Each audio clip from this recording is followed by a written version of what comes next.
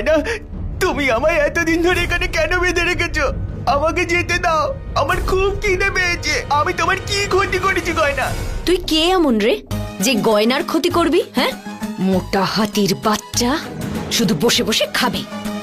আমি ভাবলাম এই হাতিটাকে এখানে বেঁধে রাখলে ওই মুনিয়াকান্তা এখানে আসবে এই হাতিটাকে বাঁচাতে, কিন্তু না। মুনিয়া ও ওইখানে কি করতে আসবে? ও তো আমায় চেনেও না। মুনিয়া না, চন্দ্রকান্তা। চন্দ্রকান্তার ভূত সেজে ও সবাইকে ভয় দেখাচ্ছে এখানে। ও কেন ভয় দেখাবে? আর যদি ভয়ও দেখায় তাতে আমার কি যায় আসে? ও তো তোমার মতন সম্পত্তি পাওয়ার লোভে এখানে এসেছে। যেমন তুমি ধীরকে বিয়ে করে সেনাপতির স্ত্রী হতে চাও, তেমন ও স্বয়ংকে বিয়ে করে এখানকার রানী হতে চায়। তুমি আমাকে কেন জড়াচ্ছ? আমাকে ছেড়ে দাও গয়না। ঠিক বলেছিস, ও যদি চন্দ্রকান্তার ভূত হতো তাহলে নিশ্চয়ই তোকে বাঁচাতে এখানে আসতো, তাই না? কিন্তু এলো না, আর আমিও হাঁপিয়ে উঠেছি তোকে এখানে দেখাশোনা করতে করতে। চল একটা কাজ করি, আমি আজ তোকে মুক্ত করে দিই। ছেড়ে দাও।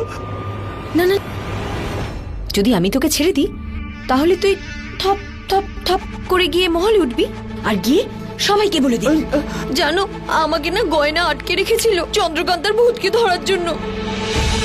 কষ্ট করে আমি এই রাজমহলে একটু জায়গা বানাতে পেরেছি, আর আমি কিছুতেই চাই না যে তোর মতো একটা হাতি আমার ওই ছোট জায়গাটা ছিনিয়ে নিক। না না না গয়না, না না গয়না, আমাকে যেতে দাও, আমাকে বেরো না গয়না। আমি তোমার কি ক্ষতি করেছি গয়না?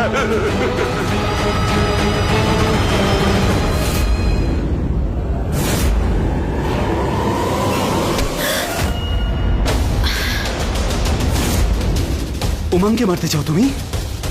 আমি তোমাকে মেরে ফেলবো। তুই আমাকে মারবি? আগে নিজের প্রাণটা তো বাঁচা। তোর উপর আমার অনেকদিন ধরে সন্দেহ ছিল, সেদিন থেকেই ছিল যেদিন তুই আমার ধীরের ঘরে পাখি সেজে বসেছিলিস।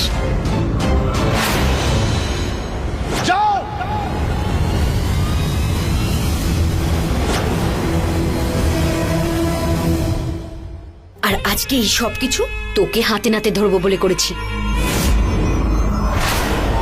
আর দেখ তুই কিভাবে ফেসে গেলি।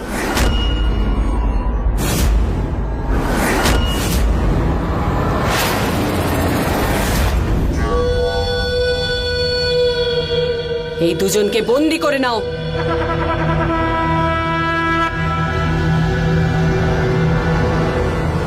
রানীমা, আমি আপনাকে বলেছিলাম না কিছু একটা গড়বড় আছে। এই মেঘ কালকোটরি থেকে পালিয়ে এসেছে, আর উমাং ওকে সাহায্য করেছে। আর একটা কথা বলবো আপনাকে, এরা দুজনেই আপনার বিরুদ্ধে ষড়যন্ত্র করছে। দেখুন, এই দুজন অপরাধী আপনার সামনে। তোমাদের দুজনকে আমি ছাড়বো না। নিয়ে যাও এদের।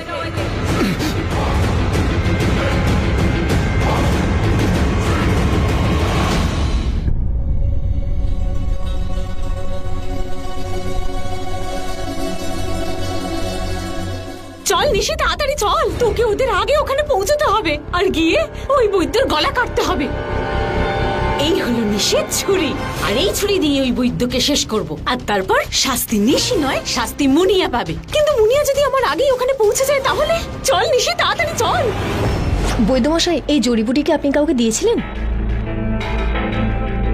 না মা, এই জড়িবুটি তো আমাদের কাছে নেই। এই জড়িবুটি কেবল একজন বৈদ্যের কাছে পাওয়া যায়, বৈদ্যনাথ কেশব, পাহাড়ের ওপারে। না, এই জড়িবুটি এখানে পাবেন না। ওই যে পাহাড়টা দেখছেন ওর উপরে পাবেন আপনি।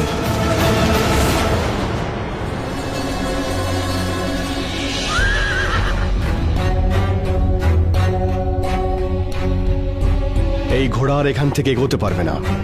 এই ঘাস দেখতে পাচ্ছ, এগুলো মায়াবী ঘাস। এখন আমাদের এখান থেকে পায়ে হেঁটে যেতে হবে।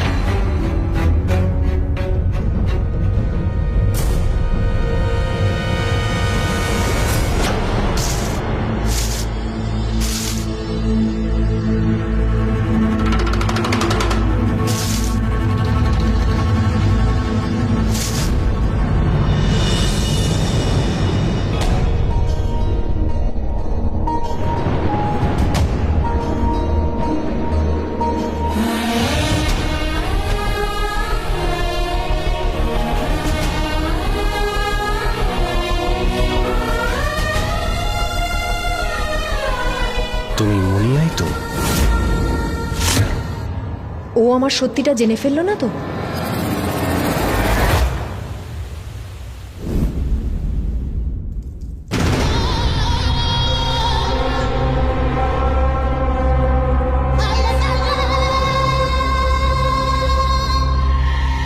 এই দুজনের উপর নজর রেখো। যদি এই দুজন আবার পালানোর চেষ্টা করে তাহলে মেরে ফেলো। ইরাবতী, তুমি আমাদের এভাবে আটকে রাখতে পারবে না। চুপ কর রানীমা, এই দুজন না কোনো কাজের না। আমি কি বলছি বলুন তো, এই দুজনের গলা না, মানে এই দুজনকে এক্ষুনি মৃত্যুদণ্ড দিন। না, এখনই নয়, আগে সময় আসুক। রানীমা, আপনি এইভাবে চলে যাচ্ছেন কেন? মানে আমি বলতে চাইছি, ভদ্রমা তো আপনার সব থেকে বিশ্বস্ত। মানে আপনি ওনাকে শাস্তি দিয়ে ঠিক করেননি। একটা কথা বলি, আপনার আসল অপরাধী হলো এরা দুজন, আর এদের সাথে হাত মিলিয়েছে মুনিয়া কান্তা, না মানে মুনিয়া। শাস্তি দিলে এদের তিনজনকে দিন আপনি।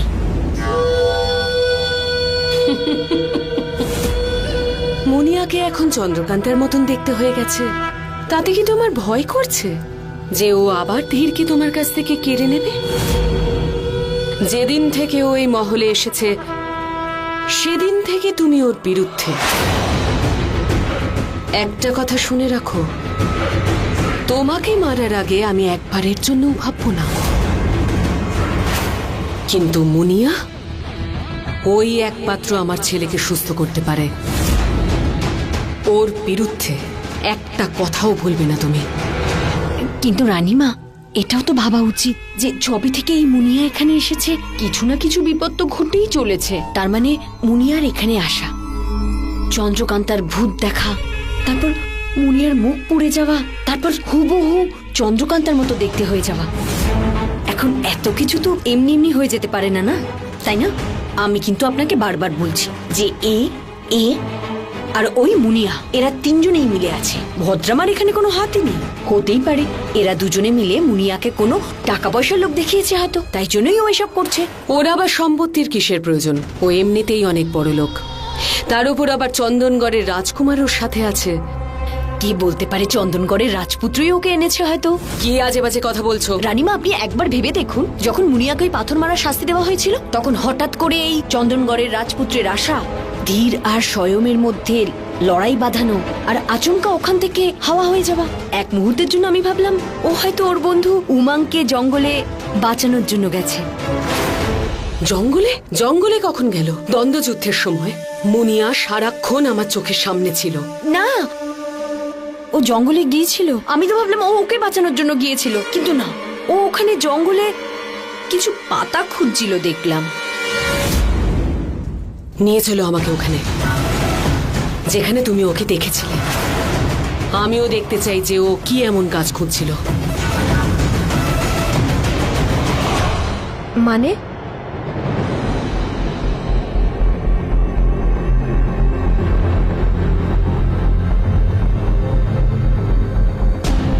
মানে এই ঘন জঙ্গল, খালি পায়ে হেঁটে যাওয়া, এই কাদা মাটি, এত কষ্ট, এই সব কিছু মুনিয়া ঘৃণা করত।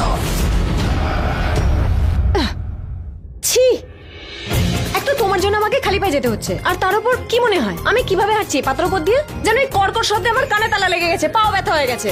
আর এই শুকনো গাছপালা, শুকনো ডাল আমার গায়ে এমন ভাবে ফুটছে যেন যেন জঙ্গলি পোকামাকড়। ভগবান, আমার এই সুন্দর শরীরটার কি অবস্থা হলো দেখো তোমার জন্য। দুদিন পেয়েছিলাম, তার মধ্যে একদিন চলে গেছে, আর একদিন বাকি আছে। ওই দিনে বৈদ্যমশাইকে খুঁজে বের করতে হবে, ওনাকে নিয়ে আবার বিজয় করে ফিরতে হবে, নয়তো সেখানে জঙ্গলি জানোয়ার আমাকে খেয়ে ফেলবে। আচ্ছা, এইসব কথা আমি তোমায় বলছি কেন?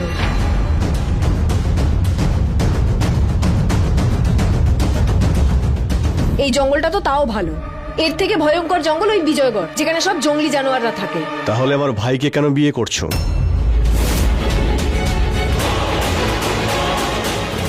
কেন, হিংসে হচ্ছে? হ্যাঁ, তোমার ভাই তো আমাকে সবসময় বলে যে তুমি আমার জন্য পাগল। কি নাম যেন বলেছিল ওই মেয়েটা, ওই ভূতটা? হ্যাঁ, চন্দ্রকান্তা। আমাকে দেখতে ঠিক ওর মতন, তাই তুমি কি চন্দ্রকান্তাকে ভালোবাসতে? তোমরা দুই ভাই মিলে কি ওকে ভালোবাসতে? ও এত সুন্দর দেখতে ছিল। আমার তো নিজের এই রূপটা একদম পছন্দ না। তুমি কি চন্দ্রকান্তার এই রূপটাকে ভালোবাসতে? আমি কোনো চন্দ্রকান্তাকে চিনি না। আর আমার ভাইয়ের জন্য এরকম অনেক চন্দ্রকান্তাকে ত্যাগ করতে পারি।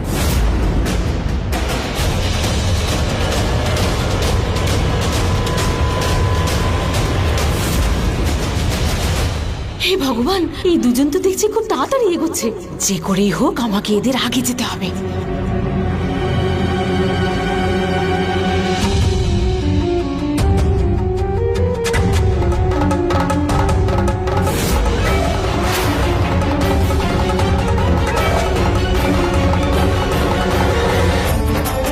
নিশি, আজ মনে হচ্ছে তুই ধরা পড়েই গেলি।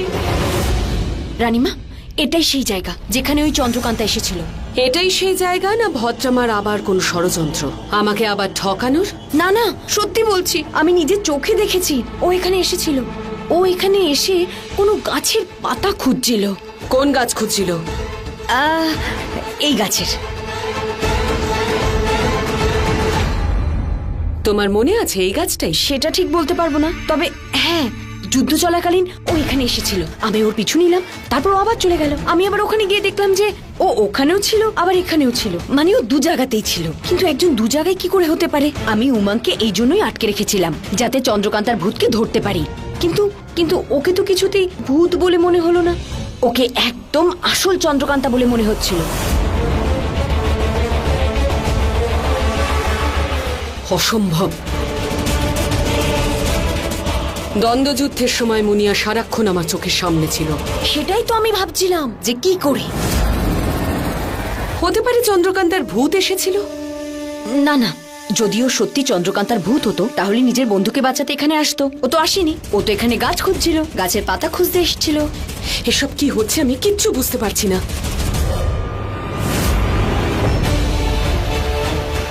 এটা তো সেই গাছ, যে গাছের পাতার রস আমি দুধে মিশিয়ে ধীরকে খাওয়াই। কিন্তু এই পাতার বিষয় তো আমি ছাড়া আর একজনই জানত, চন্দ্রকান্তা। ঘরে এরকম শত্রু থাকলে শুধু এই মহলই নয়, পুরো বিজয়গড় শেষ করে দেবে। রানীমা, এই তো, এটাই সেই গাছ যেখানে চন্দ্রকান্তা এসে এর পাতা নিচ্ছিল। তুমি ঠিক দেখেছিলে তো?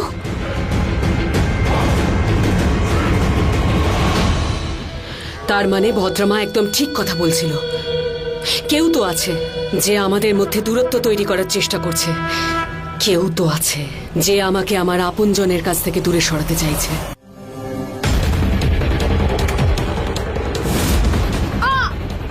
পালা পালা নিশি, পালা। একটু তাড়াতাড়ি হাঁটো। মুনিয়া, এখানে দাঁড়িয়ে পড়লে কেন? আমি তুমি কি আমি করছো?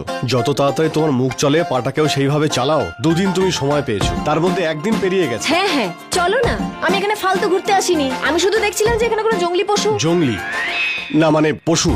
তোমার কি মনে হয় এই জঙ্গলের সমস্ত পশুরা মিলে চন্দনগড় থেকে চন্দনের জলে স্নান করে আসা রাজকুমারীর মাংস খুব আনন্দ সহকারে খাবে? আমার নয় গন্ডার, তোমার এই কুমড়োর মতন শরীরটা থেকে না মৃতদেহের মতন গন্ধ আসছে। সেই দুর্গন্ধেই ওরা এসেছিল বোধহয়। তো এই লাশই তোমাকে বলছে বকবক একটু কম করে পাটা চালাও। চলো এখান থেকে। ছবে না একদম, আমি নিজেই চলে যাব। তো চলো।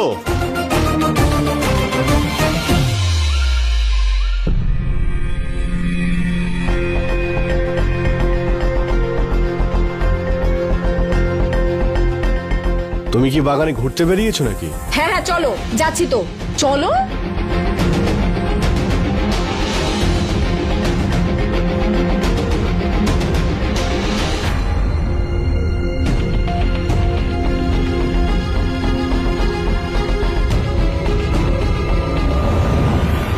ছাড়ো ছাড়ো বলছি, দূরে সরো, সরো বলছি। এটা বিষাক্ত কাঁটা, অনেকক্ষণ যদি শরীরে থাকে তাহলে রক্তে বিষ ছড়িয়ে যাবে, আর তারপরে তোমার পা কাটতে হতে পারে, তোমার হাত, তারপর কান, নাক, তারপর তোমার জিভ। তোমার জিভ যদি কাটা পড়ে তাহলে কি করে বকবক করবে? আমার হাত কেন কাটবে? হাত তার কাটা হবে যে তোমার মাকে বিষ দিয়েছিল, আর ওই শয়তানটাকে তো আমি খুঁজে বের করবোই। হ্যাঁ, ওই শয়তানের কথা মনে পড়লো। ওই দেখো, বিষাক্ত মৌমাছির মৌচাক।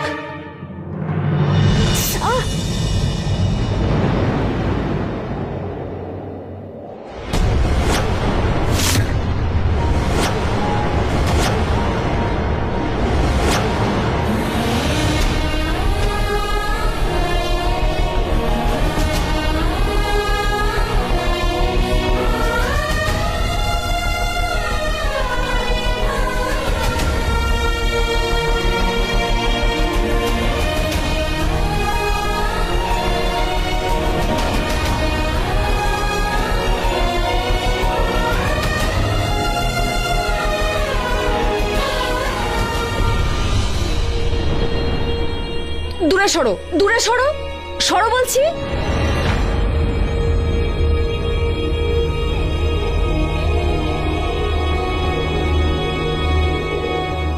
ও একজন বিশ্বাসঘাতক। ওকে যদি আর একটা সুযোগ দিই, ও ঠিক আমাকে আবার মেরে ফেলবে। কত সময় নষ্ট করে দিল, আর সূর্য রয়েছে ঠিক মাথার ওপর। যখনই ওর কাছে যাই তখনই কিরকম যেন হয় একটা।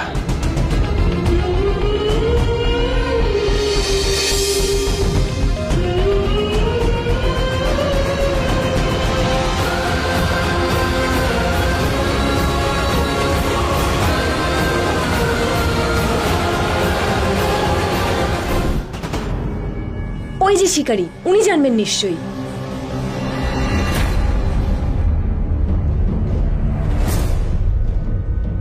এই জড়িবুটি সম্পর্কে জানতে চাই, কেশব বাবুকে কোথায় পাবো? হ্যাঁ হ্যাঁ, এর খোঁজ করতে অনেকেই আসেন ওনার সাথে দেখা করতে। অনেকেরই এরকম সমস্যা হয়ে থাকে। যা জিজ্ঞেস করছি শুধু তারই উত্তর দাও, এরকম কিছুই নয়। এই রকমই ব্যাপার। আমি জিজ্ঞেস করছি তো, তোমাকে মাঝখানে কথা বলতে কে বলেছে? তোমার স্বভাব পরিবর্তন হলো না? তুমি তো এমনিতেও জঙ্গলে কিছু করতে পারলে না, তোমার দ্বারা আর কিছু হবে না। আজ পর্যন্ত কিছু করতে পেরেছো, যে এখন করবে? আরে মুনিয়া, আমি তো কথা বলছি। হ্যাঁ, ভারী কথা বলছো। সরো এখান থেকে। এই বৈদ্যমশাইকে কোথায় পাবো? ওনার সাথে দেখা হওয়াটা খুব দরকার, নইলে আমরা কিছু করতে পারবো না। ওই সামনে গিয়ে ডান দিকে একটা ঘর আছে, ওখানেই থাকেন। যান যান। চল নিশি, তাড়াতাড়ি চল। আরে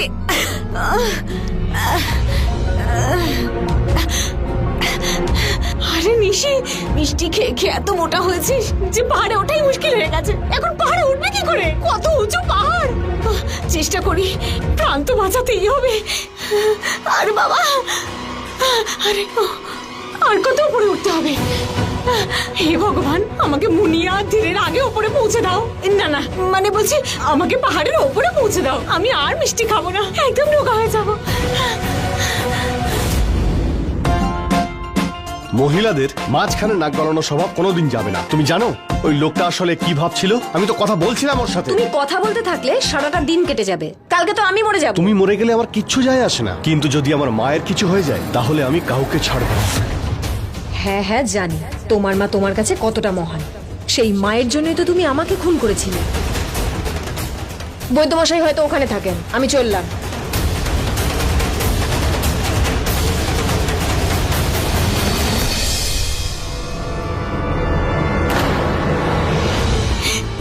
ভালোই হয়েছে, ওদের আগেই পৌঁছে গেছি আমি। উফ, হাঁপিয়ে গেছি। একটু জল খাই, জল জল।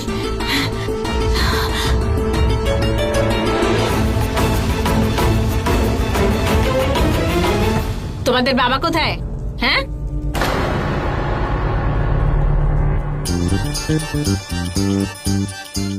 মিষ্টি খাবে?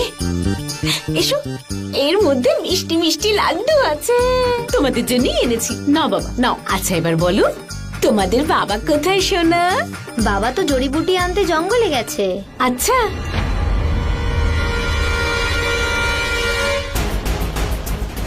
এটাই সেই জায়গা। হে ভগবান, এরা দুজন তো এসে গেছে, বাইরেই রয়েছে। পেছনের দরজা দিয়ে পালিয়ে যাই। এখানে পেছনে তো কোনো দরজাই নেই, এবার কি করবি নিশি? এই গন্ডার, যদি সাথে যেতে চাও তাহলে চলো, না তো থাকো এখানে।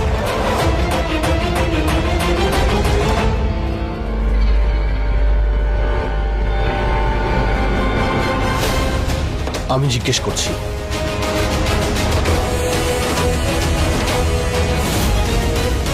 বৈদ্যমশাই কোথায়?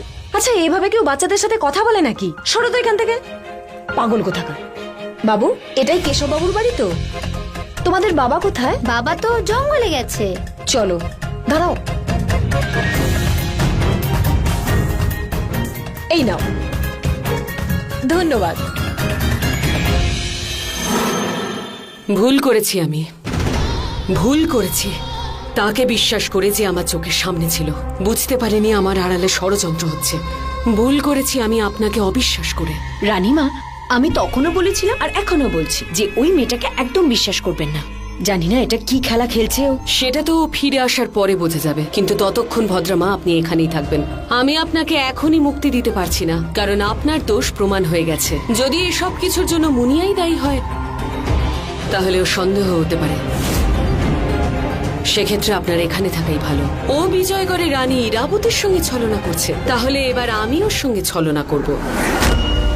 ততক্ষণ আপনি এখানেই থাকুন আর আমাকে সাহায্য করুন। আমি তো তোকে আগেই বলেছিলাম ইরাবতী, কিন্তু তখন তুই কোনো কথা শুনিসনি। একবার ওই মুনিয়াকে ফিরে আসতে দে, তারপর আমি দেখছি ওর নির্দোষ হওয়ার কি প্রমাণ নিয়ে আসে। আর ততক্ষণ আমি মায়া বলে জানার চেষ্টা করছি যে আমাদের সবার সাথে ও ঠিক কি খেলা খেলার চেষ্টা করছে। যদি ও ষড়যন্ত্র করে তাহলে ওর ষড়যন্ত্র এবার শেষ, কারণ এই রাজত্বে, আমার রাজত্বে ষড়যন্ত্র করার অধিকার শুধু আমার।